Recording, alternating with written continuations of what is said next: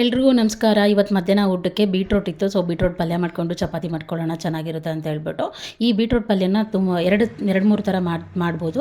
ಒಂದು ತುರ್ದು ಮಾಡ್ಬೋದು, ಇಲ್ಲಾಂದರೆ ಒಂದು ಕಟ್ ಮಾಡ್ಬೋದು. ನಾನು ಇವತ್ತು ಕಟ್ ಮಾಡಿಬಿಟ್ಟು ಮಾಡೋಣ ಅಂತ ಹೇಳ್ಬಿಟ್ಟು ಮಾಡ್ತಾಯಿದ್ದೀನಿ. ಇದಕ್ಕೇನಿಲ್ಲ, ಸ್ವಲ್ಪ ಎಣ್ಣೆ, ಸಾಸಿವೆ, ಕಡಲೆಬೇಳೆ, ಉದ್ದಿನಬೇಳೆ, ಸ್ವಲ್ಪ ಕರಿಬೇವು, ಆಮೇಲೆ ಸ್ವಲ್ಪ ಈರುಳ್ಳಿ, ಟೊಮೊಟೊ ಹಾಕ್ಬಿಟ್ಟು ಆಮೇಲೆ ಬೀಟ್ರೋಟ್ ಜೊತೆಗೆ ಒಂದು ಆಲೂಗಡ್ಡೆನ ಕಟ್ ಮಾಡಿ ಹಾಕ್ಕೊಂಡಿದ್ದೀನಿ ನಾನು. ತುಂಬ ಚೆನ್ನಾಗಿರುತ್ತೆ ಟೇಸ್ಟ್ ಅಂತ ಹೇಳ್ಬಿಟ್ಟು ಹಾಕ್ಬಿಟ್ಟು ಸ್ವಲ್ಪ ಖಾರದ ಪುಡಿ, ಗರಂ ಮಸಾಲ, ಸ್ವಲ್ಪ ಸಾಂಬಾರು ಪುಡಿ ಹಾಕ್ಬಿಟ್ಟು ಅದಕ್ಕೆ ಸ್ವಲ್ಪ ನೀರು ಹಾಕ್ಬಿಟ್ಟು ಬೇಯಿಸ್ಕೋಬೇಕಂದ್ರೆ ಮೆತ್ತಗಿದ್ರೆ ಚೆನ್ನಾಗಿರುತ್ತೆ ಅಂತ ಹೇಳ್ಬಿಟ್ಟು ನಾನು ಅದ್ರ ಬೇಯಿಸ್ಕೊಂಡಿದ್ದೀನಿ. ಸ್ವಲ್ಪ ಗ್ರೇವಿ ಥರ ಇದ್ದರೆ ಚಪಾತಿಗೆ ಚೆನ್ನಾಗಿರುತ್ತೆ ಮಕ್ಳಿಗೆ ತಿನ್ಸೋಕ್ಕೆ ಅಂತ ಹೇಳ್ಬಿಟ್ಟು.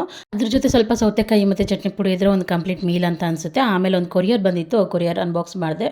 ಇದು ಬೆನ್ನು ಉಜ್ಕೊಳ್ಳೋ ಬ್ರಷು ತುಂಬಾ ಚೆನ್ನಾಗಿದೆ ಕ್ವಾಲಿಟಿ ವೈಸು. ಯಾರಿಗಾದ್ರೂ ಬೇಕಾದರೆ ಕಮೆಂಟ್ ಬಾಕ್ಸಲ್ಲಿ ಲಿಂಕ್ ಅಂತ ಕಳಿಸಿ, ನಾನು ಕಳಿಸ್ಕೊಡ್ತೀನಿ.